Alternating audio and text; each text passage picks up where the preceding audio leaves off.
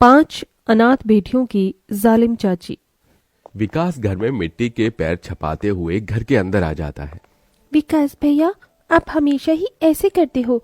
देखो ना, मैं भी पोंछा लगा ही रही थी और आपने सारी में मिट्टी ये मेरा घर है, जैसे चाहूँ मैं वैसा तुम कौन होती हो बताने वाली?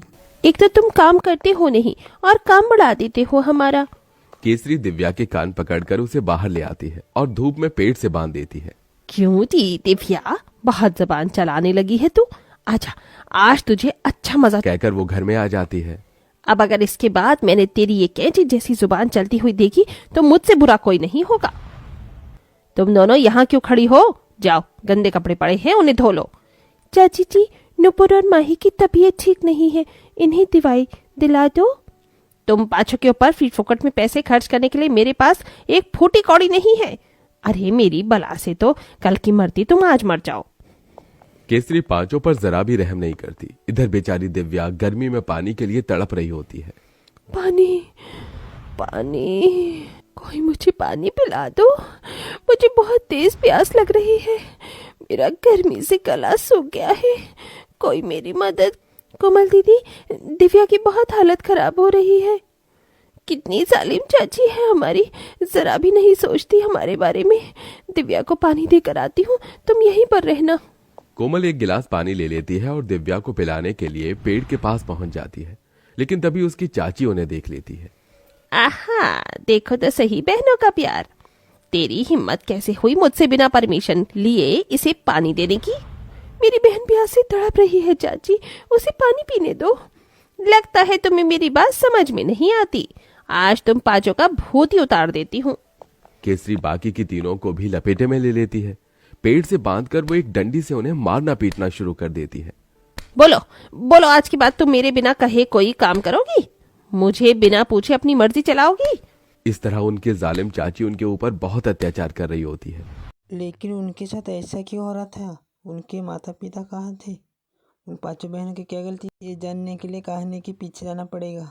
उषा, चलो, हमें लेट हो रहा है। लेट तो हो रहा है, लेकिन अपनी पांचों बेटियों को छोड़कर जाने का मन नहीं कर रहा है। कोई बात नहीं माँ, आप चली जाओ, आप ठीक होकर आना। उषा को पेट में पथरी थी और इसी के चलते उनकी कभी भी तबीयत खराब हो जाया करती थी। उसी का ऑपरेशन के लिए राजेंद्र उसे शहर लेकर जा रहा था। दोनों माता पिता अपनी पांचों बेटियों को गले से लगाते हैं और शहर के लिए निकल जाते हैं। शहर में उषा का ऑपरेशन शुरू हो जाता है और राजेंद्र हॉस्पिटल के बाहर बेसब्री से इंतजार करने लगता है। हे ऊपर वाले, सब कुछ ठीक ही रखना, कोई परेशानी नहीं होनी चाहिए। तभी डॉक्टर उनके पास आते हैं। ऑपरेशन सक्सेसफुल हो गया है, आपकी पत्नी को अब कभी पेट में दर्द नहीं होगा। ये सुनते ही राजेंद्र बहुत खुश होता है और अपनी पत्नी से मिलने उसके पास जाता है। उषा, मेरी डॉक्टर से बात हो गई है, कल तुम्हें डिस्चार्ज मिल जाएगा, फिर हम वापस अपने गांव अपनी बेटियों के पास पहुंच जाएंगे। इससे पहले कभी अपनी बेटियों से दूर नहीं हुई हूँ, मुझे बहुत बुरा लग रहा है, बस ये रात बीत जाए। उस रात उषा हॉस्पिटल में अपने बिस्तर पर लेटी होती है और उसके बराबर में एक कुर्सी पर राजेंद्र बैठा होता है। लेकिन अचानक से बहुत तेज भूकंप आता है और अस्पताल की पूरी बिल्डिंग गिर जाती है। इसी के चलते उषा और राजेंद्र भगवान को प्यारे हो जाते हैं। चाचा, चाचा, आप रो क्यों रहे हो? माँ और पिताजी को गए हुए आज 3 दिन हो गए हैं, वो अभी तक नहीं आए हैं। तुम्हारे माता पिता भगवान के पास गए हैं, अब वो वहीं रहेंगे, वापस नहीं आएंगे। जो भगवान के पास जाता है वो वापस लौट कर नहीं आता। ये सुनते ही महेश को बहुत बुरा लगता है और वो पांचों बेटियों को गले से लगा लेता है। तुम पांचों यहाँ अपनी चाची के साथ रहना, गांव में मुझे काम नहीं मिल रहा और मुझे अब तुम पांचों की शादी भी करनी है। उसके लिए मुझे पैसा भी जोड़ना होगा, इसलिए मैं शहर जाऊंगा और वहां काम करूंगा। चाचा जी, माँ और पिताजी तो चले गए, अब आप भी हमें छोड़कर जा रहे हो? ऐसा मत कहो, मैं तुम्हें जरूर मिलने आऊंगा।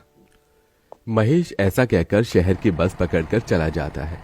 उसके जाने के बाद केसरी को पांचों बेटियां बोझ लगने लगती हैं। फ्री फोकट के खाने को तुम पांचों को नहीं मिलेगी। इस घर में अगर खाना खाना है तो घर के काम करना होगा। इस तरह केसरी उस दिन के बाद से पांचों बेटियों से घर के सारे काम करवाती, ऊपर से खाने के नाम पर सिर्फ सूखी रोटी दिया करती थी।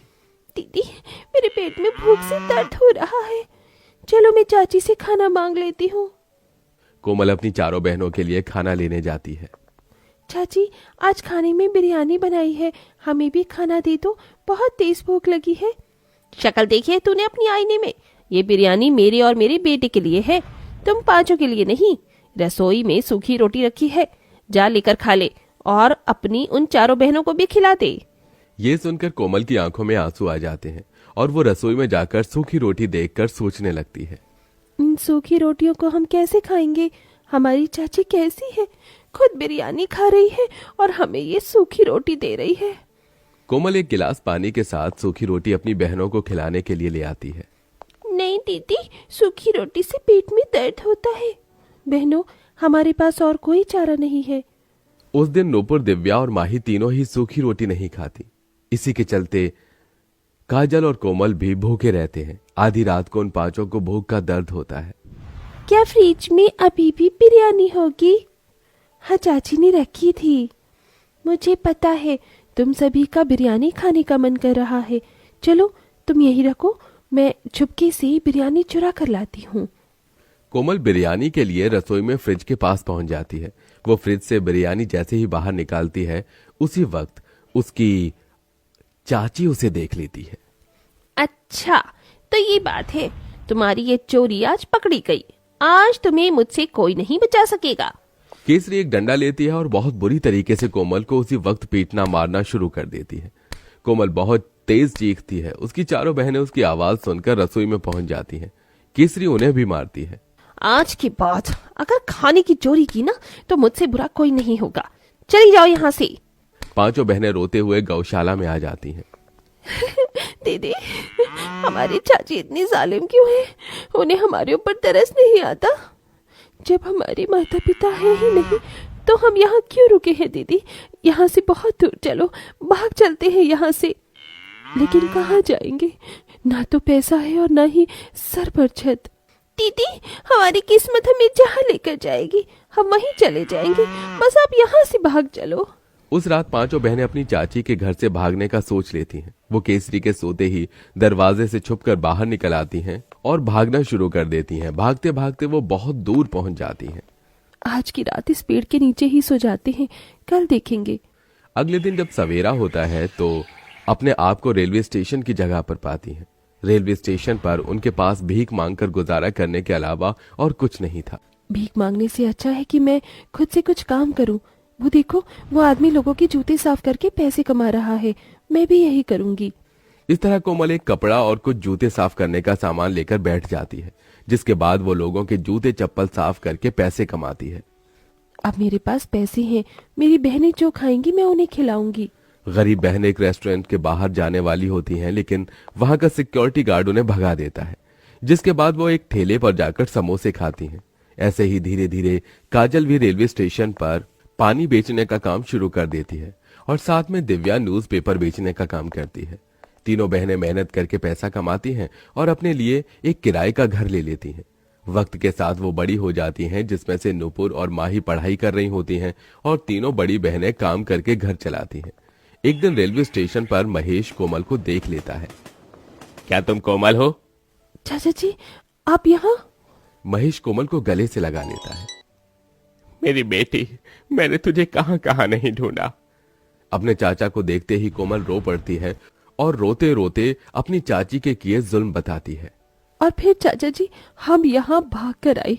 हम तीनों बहनों ने मेहनत करके पैसा कमाया और दोनों छोटी बहनों को पढ़ाया। तुम्हारी चाची ने तुम्हारे साथ ये सब किया, मुझे तो पता ही नहीं था। उसे उसकी सजा जरूर मिलेगी। मुझे माफ कर देना बेटी, मैं तुम्हारी परवरिश तो नहीं कर पाया, लेकिन अपना वादा जरूर पूरा करूंगा। तुम पांचों की शादी मैं करूंगा, क्योंकि तुम मेरी बेटी हो। चलो मेरे साथ घर। महेश उन पांचों को घर ले आता है, जहां महेश केसरी से कहता है, तुम इंसान हो या फिर जल्लाद, इन मासूम लड़कियों के ऊपर तुमने इतने जुल्म कैसे कर सकती हो? तुम मेरी पत्नी कहलाने के लायक नहीं हो। निकल जाओ इस घर से, ये घर इन पांचों। ये सुनते ही केसरी के पैरों तले जमीन खिसक जाती है और वो रोते हुए कहती है, मैंने इन पांचों के साथ बहुत बुरा किया, लेकिन मेरे बारे में तो सोचो। इस बुढ़ापे में आकर, लेकिन अब मैं कहाँ जाऊंगी? मेरा बेटा भी मुझे छोड़कर चला गया। मुझे माफ कर दो बेटियों, मुझसे बहुत बड़ी गलती हो गई। कोई बात नहीं चाचा जी, हम चाची को माफ करते हैं। आप इन्हें इस घर से मत निकालो। जिसके बाद जिस घर में वो रह रहे थे वो घर भी उन 5 बहनों के नाम था। महेश उनके लिए लड़का देखता है और 5 बहनों को उन्हीं के पिता के घर से खुशी खुशी विदा करता है, जिसके बाद अब 5 बहनें अपने अपने ससुराल में खुशी खुशी रहने लगती हैं।